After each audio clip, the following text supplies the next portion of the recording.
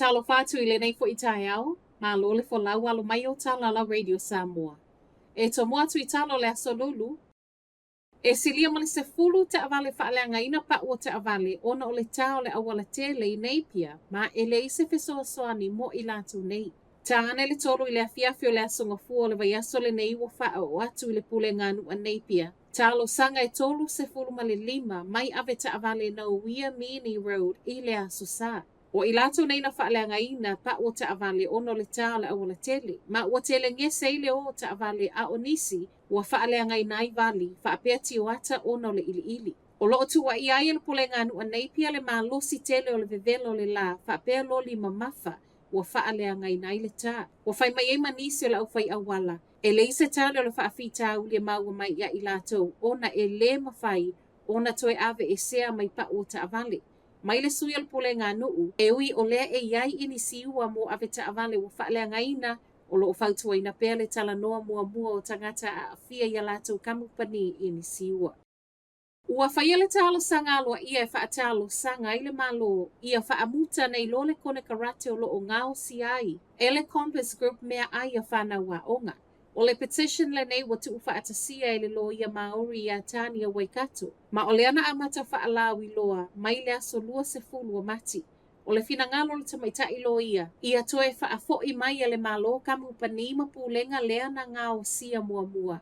Po o pulenga nei tutonu lava I o le atunu. O le whaamoe moenga o Waikato ia avele nei petition e momoli atuai le whiau I le malo, ma o le afo I watatala le avanoa whaamoe moe tāpunia I le aso tolu tasi o le masina nei.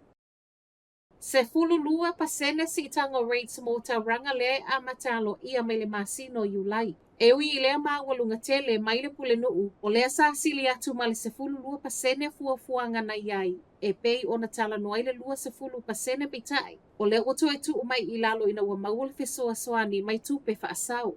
O lea songa fua le vai aso nei na iwa ina I le pule ngā nuu a tauranga fuafuanga nei, ma lona whaatala noai na lea e amata tatala mai le aso whareile nei. O fuafuanga e tusa ma le paketi whaapea ngā luenga o le lua o lua 5 I le lua o lua ono. Ma e amata whaatala noa ngā le pule ngā nuu o loo whaiwhai mea mai silia ma le lua se fulu pasene rate C. E lei whai ngofia le tau mawhai ia au mai I lalo le neisi tanga. Ona I moli mau le sui pule nuu, e le tau ngofia le tau e pule ai le ai. Tasi le masino le a whaatala noa I fuafuanga nei mo le lua o lua 5 I le lua o lua ono. Ma o le fo I wasa uni pule ngā nuu ia whaia whaatasinga e se fulu ma le valu I so o se vaenga o tauranga, a walava le ava noa I whailoa I ai councillors, o le au whai ngā luenga whaapea tangata lau tele. Ua tatala mai le minister o whaata wa inga le ava noa I tangata kiwi e whaali fina ngā loa I whaatala noanga, o le whaata wa inga sa o loto ma initia. A o whaasolo ilo I longa I le vawa tunu e lua, tali tonu le minister o le tatalo le ava noa mo fina ngalo tangata lau tele ta ua lea, ma e atili o ai fo I manatu le tuu whaata singo le nei mata upu. O lo wala au mai le malo I tangata ni usila uma e au fieipi sinisi, wha la potopotonga tu ma oti whaapea sui o ainga. O fina ngalo whaalia o mafoi o le ama whai lavo na lafo ai ele I whaangata ina I le aso se fulu 5 o Aparila. I to tonu lava I o le tausanga whaato a umatu lua fe lua wha, e tu samale tolu tesi tasi wha piliona fe whaata wa inga whaia, I le vawa ni usila ma initia. Matala whaaiu, o lo alupe I lunga le tele o so whainga I whaaleangai mea tō tino I no fuanga whaitele, whaaluai le se lau wafe tā la. Ale le tā ua I Kapiti Coast o Taki, lea uasilia ma le valu se fulu wafe tā lai to e whaalele iai mea tō tino na whaaleangaina. Ma ole nei vai ngā tupetele, e mō na ole masino Februari lea na whaamawina ai. E matua I le malama le sui o pule ngā nuu pe ai se ala vai tau lai ai I whale le tā ua. Ma e ese mai le masino Februari wa mai tawina, o lea na alu I lunga I tatono le ono masina tā aluai.